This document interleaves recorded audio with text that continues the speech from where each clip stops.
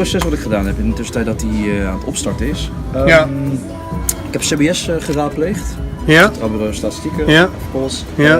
En ik heb het NJI. Dat is het Nederlands Jeugdinstituut. Die allemaal cijfers heeft per leeftijdscategorie wat betreft alcoholmisbruik.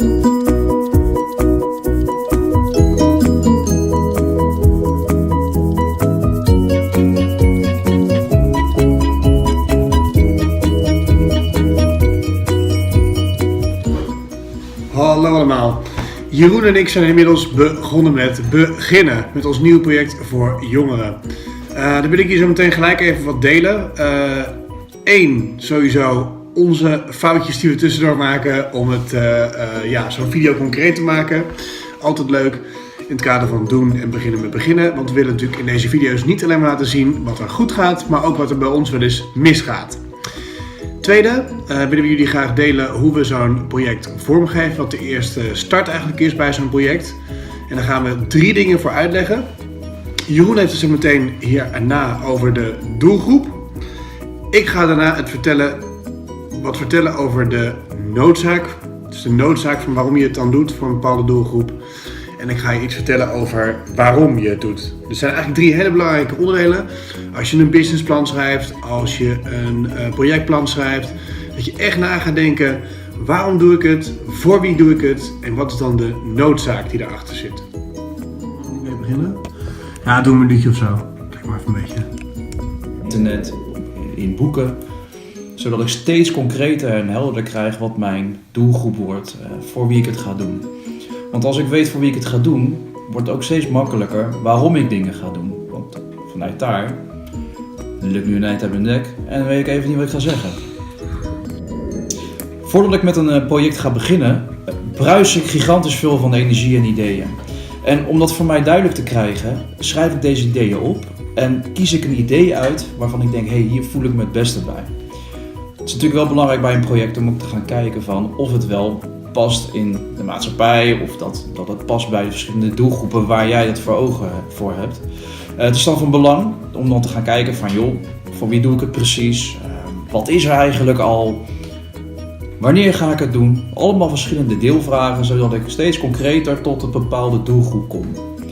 Vanuit daar ga ik verder aan de slag en begin ik met beginnen. Zo legde Jeroen jullie iets uit over het vaststellen van een doelgroep en waarom dat belangrijk is. Je kunt vaak van tevoren een idee hebben waarbij je een bepaalde doelgroep in gedachten hebt, maar probeer die echt zo helder mogelijk te beschrijven. Het klinkt een beetje overdreven, het klinkt een beetje als veel werk, maar het is ontzettend belangrijk om je echt goed te verdiepen in de mensen waarvoor je het doet. Eigenlijk zijn die mensen namelijk je klant. En als je die klant heel goed in kaart brengt en echt je gaat inleven in de klant, en dan bedoel ik niet sympathie hebben voor wat de klant doet, maar echt empathie hebben, dus je echt in proberen te leven wat die klant doet, dan krijg je een heel duidelijk beeld over wat ze nodig hebben. Want waarom doe je het eigenlijk? Echt heel belangrijk. De overheid heeft er al een campagne omheen bedacht. Voor wie doe je het eigenlijk? Dat hebben we net gehad, maar waarom doe je het eigenlijk? Het is heel belangrijk om na te denken over waarom je de dingen doet die je doet. Heb je een bepaalde motivatie? Heb je een bepaalde visie of missie in het leven? Ik ga ook wel eventjes hieronder delen hoe je dat beter uitkristalliseert, want ik heb daar ook een mooi document voor. Mocht je het document graag toegestuurd willen hebben, laat hieronder even een commentaar achter, dan ga ik het zeker naar je sturen. Maar bedenk dus heel goed eventjes waarom je het doet. Waarom ben je voor deze doelgroep aan het inzetten en waarom vind je het belangrijk? En dat kun je het beste even echt goed uitschrijven. Maar in de eerste plaats koppelen aan een stukje visie op het leven. Wat heeft de wereld nodig? En een missie van hoe ga je inspelen op die behoeften in de wereld. Nummer 3, de allerlaatste. Wat is de noodzaak? Want je kan zo meteen wel beschrijven waarom je iets graag wilt doen. Dat is je eigen intrinsieke motivatie. Je kunt een doelgroep bepalen. Dus die doelgroep ga je in kaart brengen van, nou, voor wie doe je het dan eigenlijk? En je kunt heel goed in kaart brengen wat die doelgroep is, wat die doet, wat zijn gebruiken en behoeften zijn, wat zijn rituelen zijn. Maar wat komt er dan? Een stukje aanleiding en noodzaak. Dus de link eigenlijk tussen de aanleiding, waarom je het wil doen, en de doelgroep, maar dan ook de noodzaak. Hoe ga je de noodzaak creëren? En daar gaat het eigenlijk over, waarom is er behoefte aan? Waarom willen mensen wat jij aanbiedt? Je kan een voorbeeld schetsen. In deze tijd waarin digitale technologie steeds belangrijker kan worden is, is er steeds meer behoefte aan een stukje mindfulness bijvoorbeeld. Dus wat gebeurt er nu de hele tijd? Meditatie, mindfulness, cursussen om mensen weer even wat focus en rust in hun leven te brengen, wordt overal aangeboden. Daar is behoefte aan. Er is onderzoek naar gedaan dat mensen op dit moment in een kantooromgeving elke 3 minuten afgeleid worden door iets. Dus dat is een bepaalde noodzaak creëren.